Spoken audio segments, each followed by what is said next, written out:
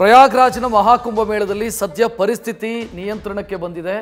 ನಿರ್ವಿಘ್ನವಾಗಿ ಶಾಹಿ ಸ್ನಾನ ನೆರವೇರುತ್ತಾ ಇದೆ ಅನ್ನುವಂಥ ಮಾಹಿತಿ ಇದೆ.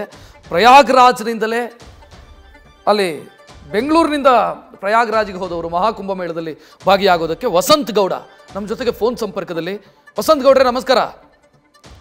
ನಮಸ್ಕಾರ ಸರ್, ಹೇಳಿ. ನಮಸ್ತೆ, ಎಲ್ಲಿದ್ದೀರಿ ತಾವು ಈಗ? ನಾನೀಗ ಪ್ರಯಾಗ್ರಾಜಿಂದ ಮುಗಿಸ್ಕೊಂಡು ಲಕ್ನೋ ಏರ್ಪೋರ್ಟ್ಗೆ ಹೊರಟಿದ್ದೆ. ಇವತ್ತು ಬೆಳಗ್ಗೆ ಶಾಹಿ ಸ್ನಾನ ಮಾಡಿದ್ರಾ?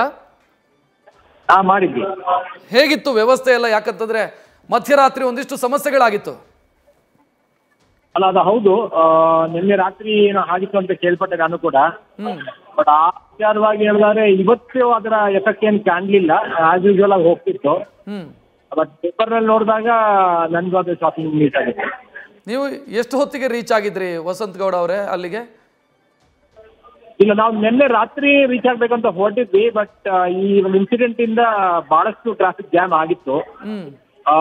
ಸರಿಸುಮಾರು ನಾವು ರಾತ್ರಿ 2 ಗಂಟೆಗೆ ಒಂದು 20 ಕಿಲೋಮೀಟರ್ ಹಿಂದೆ ಇದ್ದವರು ಬೆಳಗ್ಗೆ 6 ಗಂಟೆ ಆದ್ರೂ ಸಹ ಅದೇನು ಕ್ಲಿಯರ್ ಆಗಿರ್ಲಿಲ್ಲ. ಹಾಗೆ ಒಂದು 4 ಗಂಟೆಯವರು ರೋಡಲ್ಲೇ ಕಾಯ್ತಾ ಇದ್ವಿ. ನಂತರದಲ್ಲಿ ನಾವು ಗಾಡಿಯನ್ನ ಅಲ್ಲೇ ಡ್ರೈವರ್ನ ಅಲ್ಲೇ ಬಿಟ್ಟು ನಂತರದಲ್ಲಿ ಒಂದು 22 ಕಿಲೋಮೀಟರ್ ನಡ್ಕೊಂಡು ಹೋಗ್ಬೇಕಾದಂತ ಒಂದು ಪರಿಸ್ಥಿತಿ ಬಂದಿತ್ತು.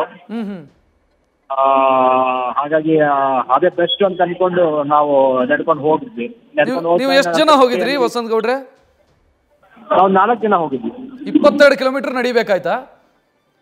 22 ಕಿಲೋಮೀಟರ್ ವರೆಗೂ ಇತ್ತು. ಅದ್ ನಂತರದಲ್ಲಿ ಸ್ವಲ್ಪ ಕ್ಲಿಯರ್ ಆಗಿ ಒಂದು 14 ಕಿಲೋಮೀಟರ್ ವರೆಗೂ ಗಾಡಿ ಹೋಯ್ತು. ಅದ್ ನಂತರದಲ್ಲಿ 14 ಕಿಲೋಮೀಟರ್ ನಡ್ಕೊಂಡು ಹೋಗ್ಬೇಕಾಯ್ತು ನಾವು. ನೀವು ಎಷ್ಟು ಹೊತ್ತಿಗೆ ಸ್ನಾನ ಮಾಡಿದ್ರಿ ಅಲ್ಲಿ? ನಾವು ಸ್ನಾನ ಮಾಡಿದಾಗ ಆಲ್ಮೋಸ್ಟ್ ಒಂದು 9 ಕಾಲಾಗಿತ್ತು.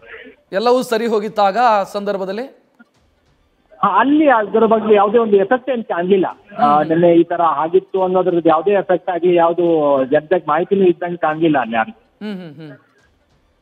ಸೇಫ್ ಫೀಲ್ ಮಾಡಿದ್ರ ವಸಂತ್ ಗೌಡ್ರೆ ಅಲ್ಲಿ? ಯಾಕಂತಂದ್ರೆ ಬಹಳ ಜನಕ್ಕೆ ಆತಂಕ ಇದೆ, ಹೋಗಬಹುದಾ, ಹೋಗೋದಕ್ಕೆ ಸಾಧ್ಯನಾ ಅಂತ. ಸೇಫ್ ಇತ್ತ ಪರಿಸ್ಥಿತಿ?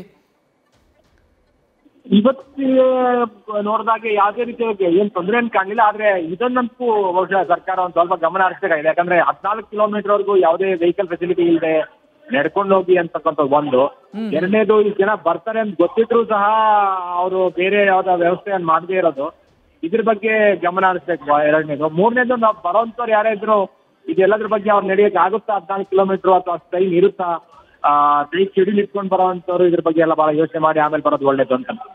ಇವತ್ತು ಒಂದು ದಿನ ಹಂಗಾಗಿರೋದ ವಸಂತ್ ಗೌಡ್ರೆ? ಮೊದಲು ಹಂಗೆ ಇತ್ತಂತ, 14 ಕಿಲೋಮೀಟರ್ ನಡಿಬೇಕು ಅಂತ ಇತ್ತಂತ.